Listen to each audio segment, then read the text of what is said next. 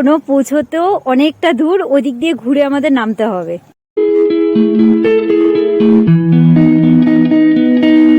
জায়গাটা জাস্ট দেখো, আর আমরা কোন রাস্তা দিয়ে যাচ্ছি সেটাও দেখো।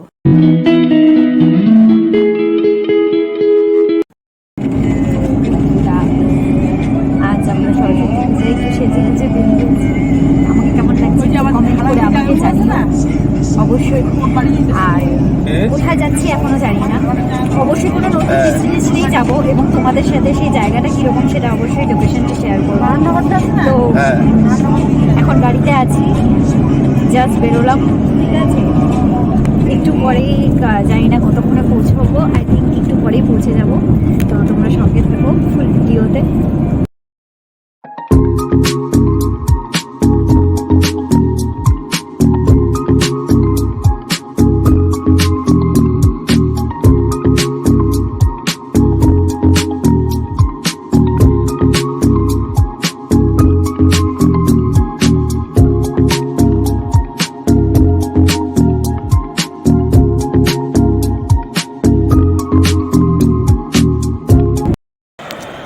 এখন রাস্তার মাঝখানে আছি, একটু রেস্ট নেওয়ার জন্য দাঁড়ালাম, ঠিক আছে। অনেকটা দূর তো যেতে হবে আরও, হয়তো শুনতে পারলাম, আমার হাজব্যান্ড আমাকে তাই বললো। তো যেই লোকেশনটা এখন দাঁড়িয়েছি, লোকেশনটাও ভীষণ সুন্দর, ঠিক আছে। তোমাদের সাথে অবশ্যই আমি শেয়ার করব। তা তোমাদের সরস্বতী পুজো কেমন কাটছে, তোমরা কোথায় কোথায় ঘুরতে গেলে সেটাও আমাকে কমেন্ট বক্সে অবশ্যই কমেন্ট করে জানিও, ঠিক আছে। আর আমরা যেহেতু একটা পরিবার অবশ্যই, ঠিক আছে, তো সেক্ষেত্রে আমি চাই এই পরিবারটাকে তোমরা আরও অনেক ভালোবাসা দাও, এই পরিবারটাকে তোমরা আরও এগিয়ে নিয়ে যাও, ঠিক আছে। তো চলো, আমরা ডেস্টিনেশনে পৌঁছানোর আগেও অনেক তোমাদের সাথে কন্ট্যাক্টে থাকবো, তোমাদের সাথে রাস্তায় যেতে যেতে রাস্তার আশেপাশে পরিবেশগুলো তোমাদের সাথে অবশ্যই শেয়ার করতে থাকবো। তাহলে চলো, এখন তোমাদের যেই জায়গাটা আছে সেই জায়গাটা ঘুরিয়ে দেখিয়ে দিই।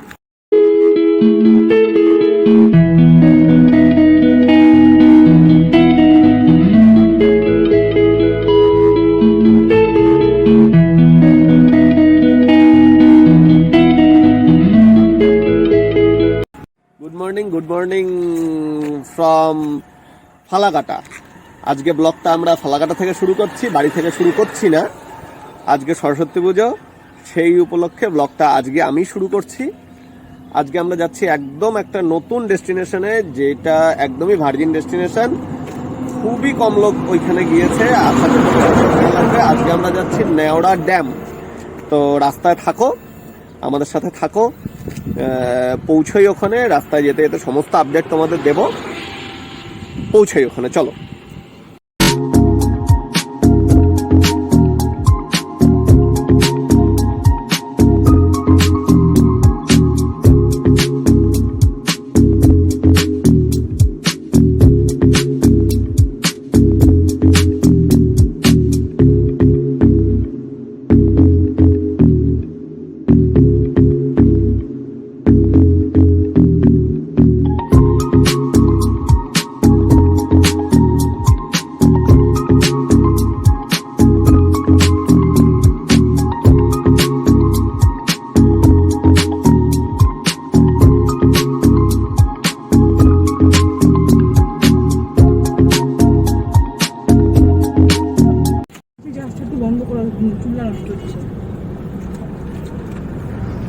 ফালাকাটা টাউনে আমরা আধা ঘন্টা হলো যাওয়ার সময় জ্যামে আটকে আছি।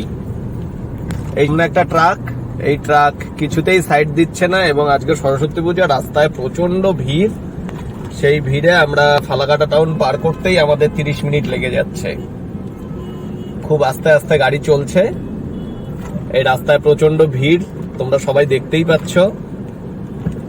এবং এটা যেহেতু হাই রোড, সমস্ত ট্রাক এই রাস্তা দিয়ে যাচ্ছে, সেই সঙ্গে টোটো, বাইক, স্কুটি। চলো ফালাকাটা থেকে বেরোই, বেরিয়ে তোমাদের সাথে কথা বলছি।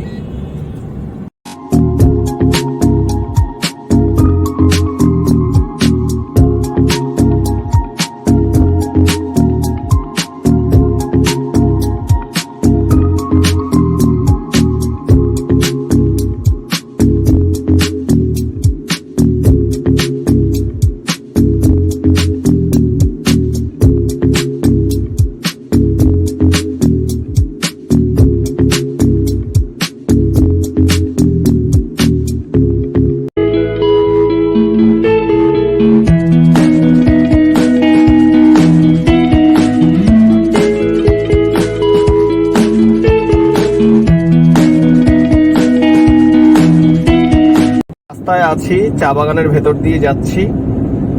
আমরা বীরপাড়া থেকে মাত্র 6 কিলোমিটার দূরে আছি। 6 কিলোমিটার, আর খুব জোর 10 মিনিটের মধ্যে আমরা বীরপাড়ায় ঢুকে যাব।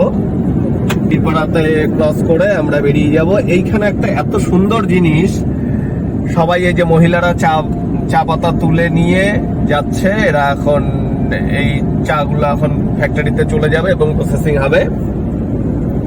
চলুন রাস্তায় আগে যাই, গিয়ে তোমাদের সাথে আরো ইনফরমেশন শেয়ার করছি।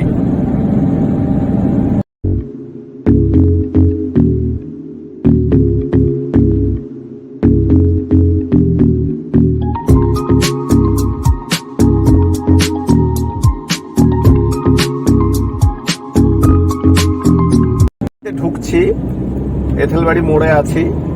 এথেলবাড়ি মোড় ক্রস করে আমরা ডান হাতে ঢুকে যাব, রাইট সাইড নিয়ে আমরা বিন্নাগুড়ি চলে যাব।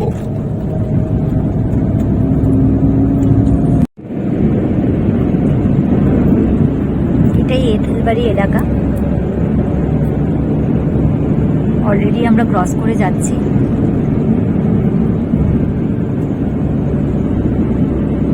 ওয়েদারটাও আজকে ভীষণ সুন্দর, না রোদ না ঠান্ডা, মোটামুটি নাতিশীতোষ্ণ ওয়েদারই রয়েছে আজকে।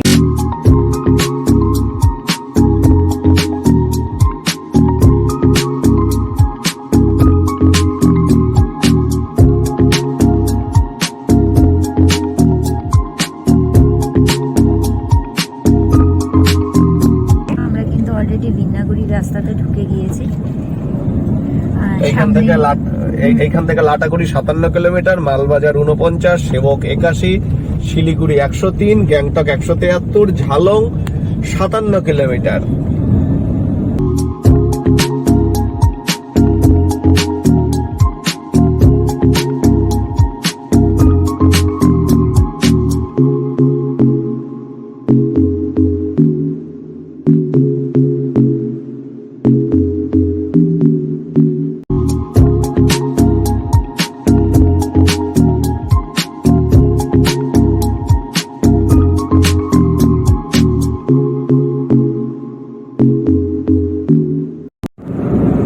আমরা এখন ডায়না ব্রিজের একদম সামনে চলে এসেছি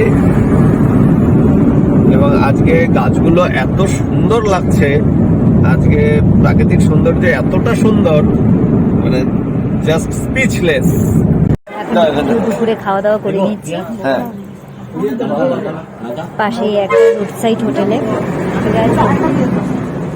সেরকম মেনু কিছু নেই, ডাল ভাত, কপি ঘন্ট, আলু ভাজা আর অল্প মাংস হয়তো নেব।